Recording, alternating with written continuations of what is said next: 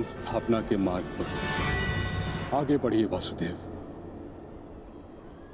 अंत कर दीजिए मेरे इस जीवन का।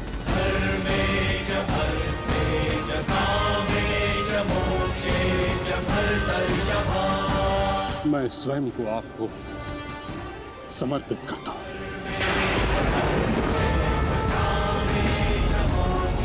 क्योंकि ना तो पांडव मेरे प्राण लेने में सक्षम है और ना ही मैं उन्हें मार पाऊंगा। मैंने सदैव धर्म का पालन किया, कभी अधर्म नहीं किया। यदि कोई अधर्म हुआ तो केवल ये कि मैंने आपको प्रतिज्ञा तोड़ने पर विवश किया। यदि आपको ऐसा लगता है कि आपने कोई अधर्म नहीं किया तो यह आपकी सबसे बड़ी भूल है गंगापुत्र। अवश्य आपने सदैव धर्म का पालन किया गंगापुत्र, किंतु केवल अपने लिए, अपने वचनों के लिए। और यही आपका सबसे बड़ा अधर्म है। क्योंकि जिसके पास शक्ति हो उसे स्वयं के लिए नहीं, संसार के लिए उत्तरदायी होना चाहिए, और जो आप नहीं हो पाए गंगापुत्र।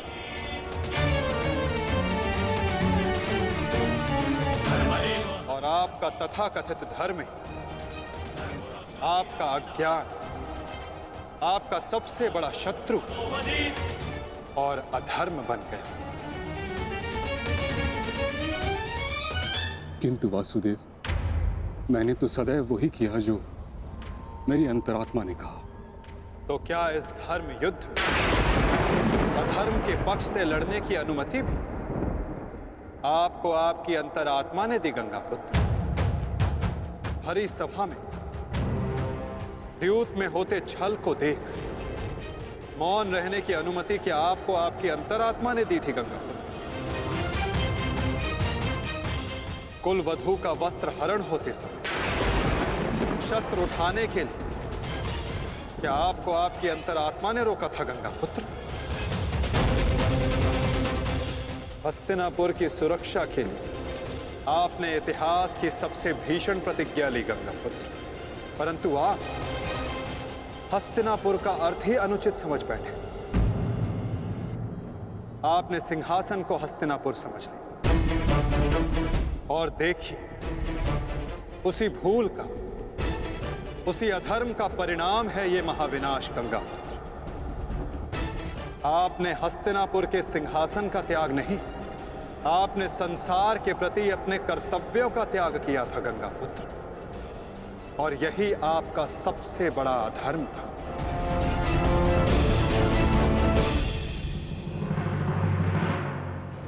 परिवर्तन ही संसार का नियम है गंगापुत्र, और संसार के कल्याण और उत्थान के लिए ऋतुएं भी स्वयं को परिवर्तित करती हैं, परंतु आपने परिवर्तन को नहीं स्वीकारा।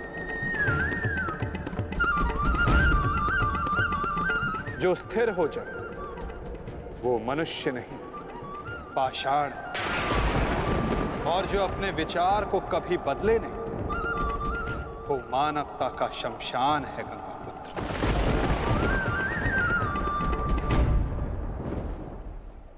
अपने कर्म के प्रति सजग ना रहना सबसे बड़ा अधर्म होता जो आपने किया गंगापुत्र, और यही इस महायुद्ध, इस महाभारत के होने का कारण बना।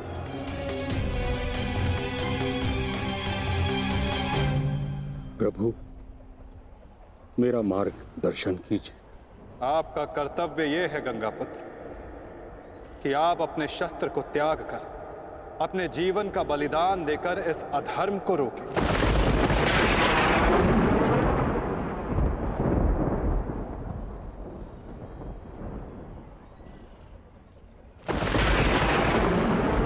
ठीक कहा वासुदेव।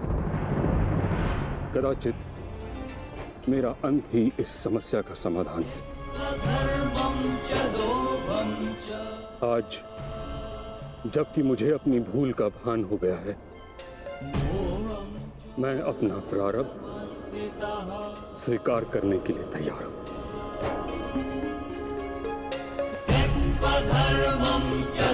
चक्र का संधान कीजिए वासुदेव, और मुझे मृत्यु का सौभाग्य देने की कृपा कीजिए।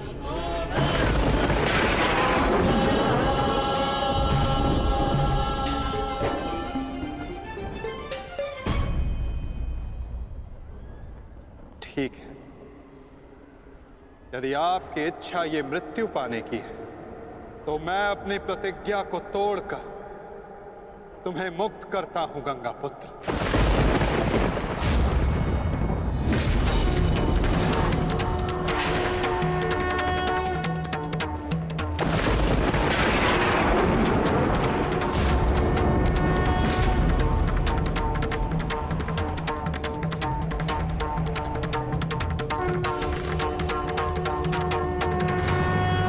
नहीं माधव,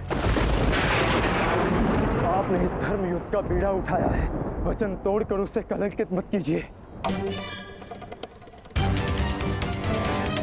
मैं नहीं चाहता कि आप पर कोई उंगली उठे। नहीं पार्थ, मेरी प्रतिज्ञा टूटने की अपेक्षा से अधिक महत्वपूर्ण धर्म की स्थापना है।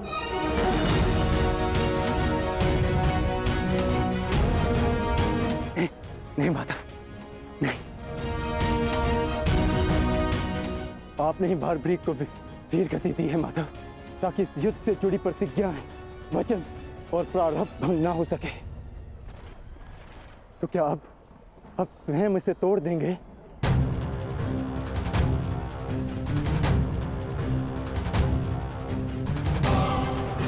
आप मुझे एक अवसर और दीजिए माधव, मैं अपने संपूर्ण मनोबल और कौशल से यह युद्ध करूंगा। जब तक मेरे शरीर में रक्त की एक बूंद भी बहेगी, मैं अपने मन में भावनाओं को नहीं बहने दूंगा माधव।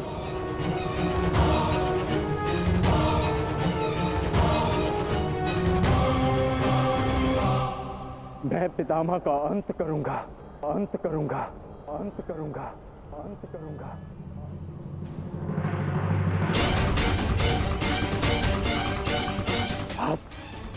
आप ये चक्र छोड़ दीजिए माधव, आप ये चक्र छोड़ दीजिए।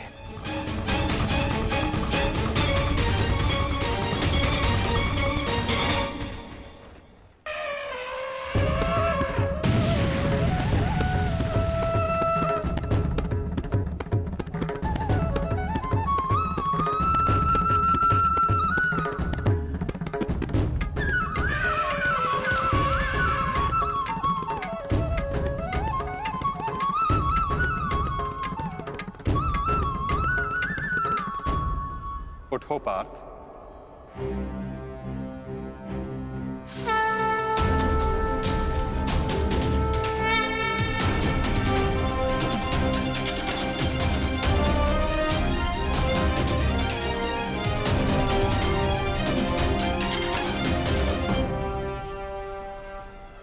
आपके हाथों मोक्ष पाना कदाचित मेरे भाग्य में नहीं वासुदेव।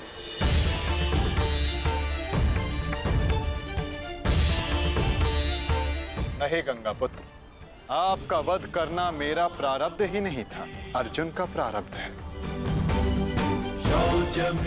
और मैंने ये चक्र संधान केवल इसलिए किया ताकि मैं अर्जुन को दिखा सकूं कि आपका भी वध करना असंभव नहीं।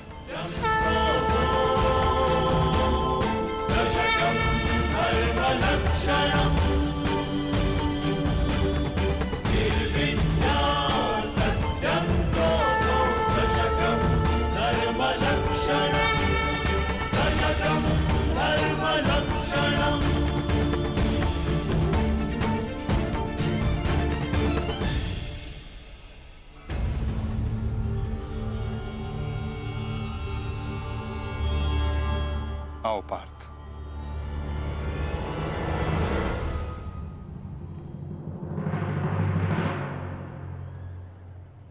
पुत्र अर्जुन, युद्ध आरंभ करें। मैं सज्ज हूं पितामह।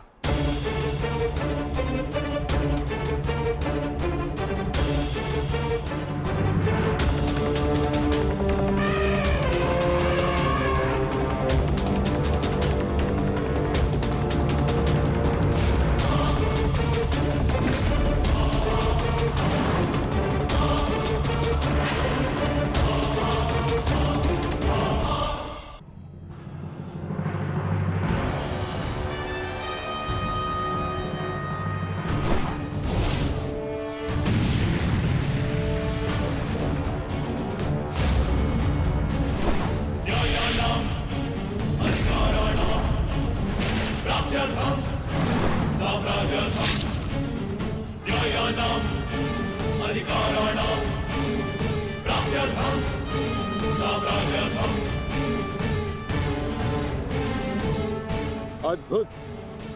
पुत्र अर्जुन, कर्म पथ पर तुम्हें भावनाओं से ऊपर उठते हुए देख प्रसन्नता हुई।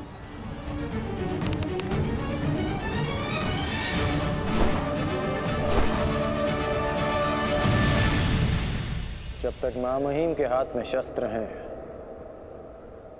उनके प्रहार की धारा कोई नहीं रोक सकता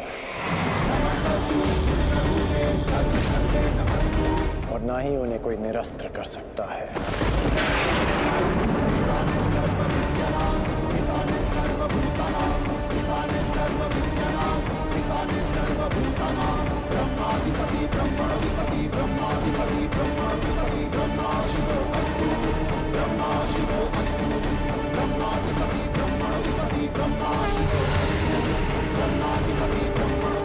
तुम्हारी तपस्या सफल हो गई बालिका।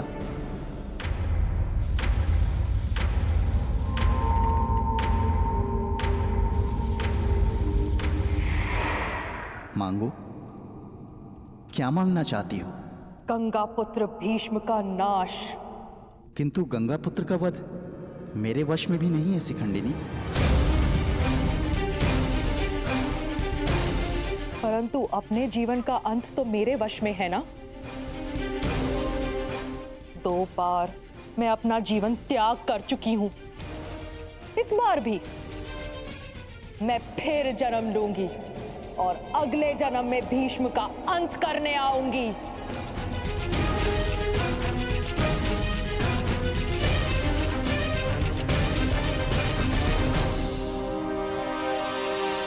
रुको बालिका, तुमने इतनी कठोर तपस्या की है, हमें बताओ तुम्हारी समस्या क्या है? समस्या ये है यक्षराज कि मैं भीष्म का वध अपने हाथों से करना चाहती हूँ, किंतु मैं स्त्री हूं, इसलिए उस पाखंडी ने मुझे युद्ध में सम्मिलित होने से रोक दिया। मैं तुम्हें भीष्म की मृत्यु का वरदान तो नहीं दे सकता, किंतु कुछ ऐसा अवश्य कर सकता हूं जिससे तुम अपना लक्ष्य पा सको, किंतु एक बंधन रहेगा। मेरे लिए केवल भीष्म की मृत्यु महत्व रखती है और कुछ नहीं। हाँ कहने से पूर्व मेरी पूरी बात सुनो बालिका, उसके पश्चात निर्णय लेना।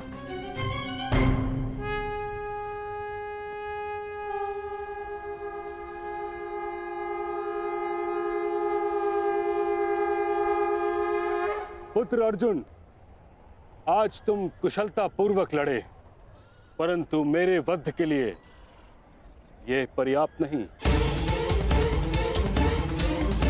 हाँ, क्योंकि महामहिम के पास तुम सबके नाश के लिए पर्याप्त अस्त्र है धनुर्धारी अर्जुन।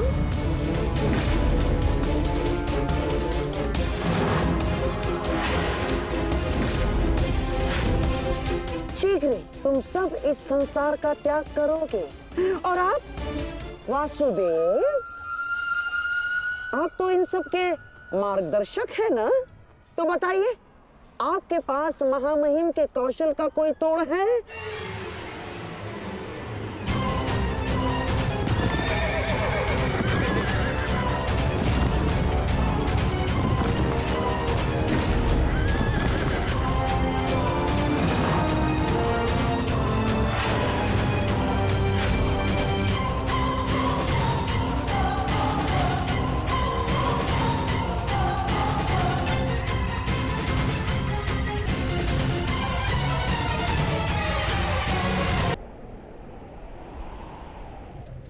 आज मैंने पूरे सामर्थ्य से पितामह का सामना किया, परंतु उन्हें परास्त करने में असफल रहा।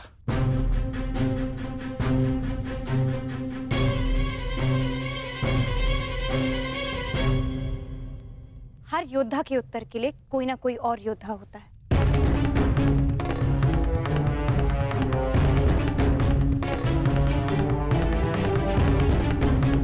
केशव, आप ही तो कहते हैं ना कि कभी कभी भाग्य स्वयं चलकर हमारे पास आता है,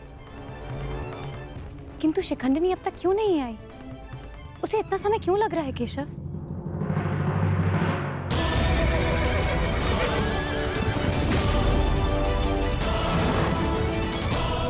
हम उन्हीं की प्रतीक्षा कर रहे हैं पांचाली। ये शिखंडिनी अपनी तपस्या में असफल हुई तो पितामह हमारी सेना का अंत कर देंगे और हमारे पास केवल और केवल 2 अक्षणीय सेना शेष है। अरे तो क्या करें? कुछ तो करना ही होगा, अन्यथा हम इस युद्ध में पराजित हो जाएंगे।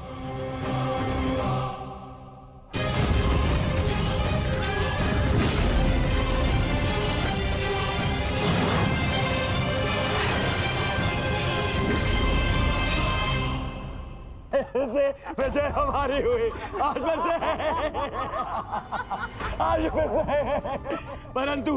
परंतु सबसे अधिक प्रसन्नता मुझे तब होती है जब वो धनुर्धारी अर्जुन के मुख पर मैं भय देखता हूँ। केवल 2 अक्षुणी सेना शेष बची है उन पांडवों के पास, और शीघ्र ही वो 2 अक्षुणी सेना भी समाप्त हो जाएगी। अंत हो जाएगा उनकी सेना का और उन पांडवों का। अवश्य अंत होगा, नाश होगा, क्यों नहीं होगा? परंतु खेद है अंगराज, आप इस युद्ध में लड़ नहीं पाएंगे, क्योंकि महामहिम जिस वेग से पांडवों की सेना को नष्ट कर रहे हैं, उससे तो ऐसा प्रतीत होता है कि ये युद्ध कल ही समाप्त हो जाएगा। गांधार नरेश, युद्ध अभी तक समाप्त नहीं हुआ है। मैंने आप सबसे पहले भी कहा था कि विजय से पूर्व उत्सव मनाना उचित नहीं है।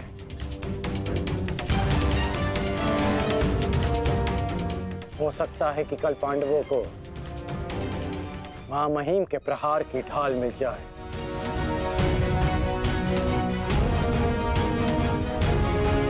इस युद्ध में कुछ भी संभव है।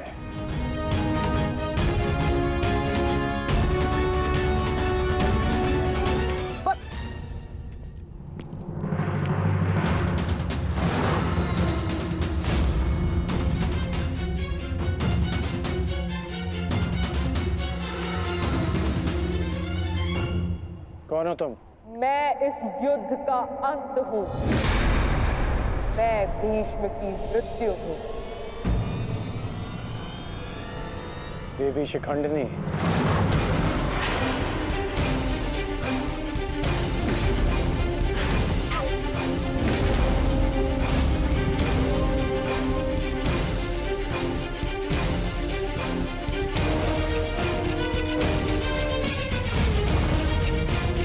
देवी नहीं देव, स्त्री नहीं पुरुष, शिखंडिनी नहीं।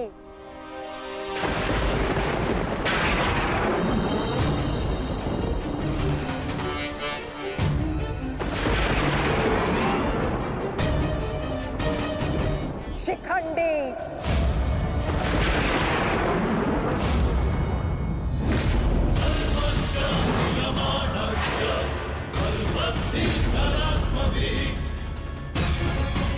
ये मैं हूं, और कल मेरे उस वचन की पूर्ति होगी जो मैंने पांचाल युद्ध में तुम्हें दिया था अंगराज। एक दिन ऐसा आएगा अंगराज जब भीष्म मेरे सामने खड़ा होगा, और वहां ना तुम उसकी रक्षा कर सकोगे ना तुम्हारा ब्रह्मास्त्र। स्मरण रखना, एक महायुद्ध होगा, महाविनाश होगा, और उस विनाश को तुम भी नहीं रोक पाओगे।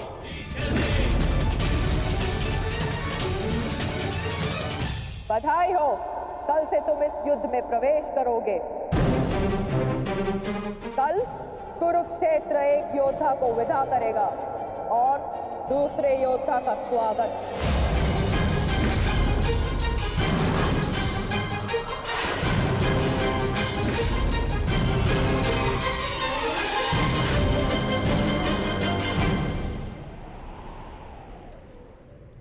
जो भी होता है केवल समय के अनुसार होता है, और उचित समय आने को है। हमें केवल धैर्य रखना है, जब तक उचित समय नहीं आ जाता।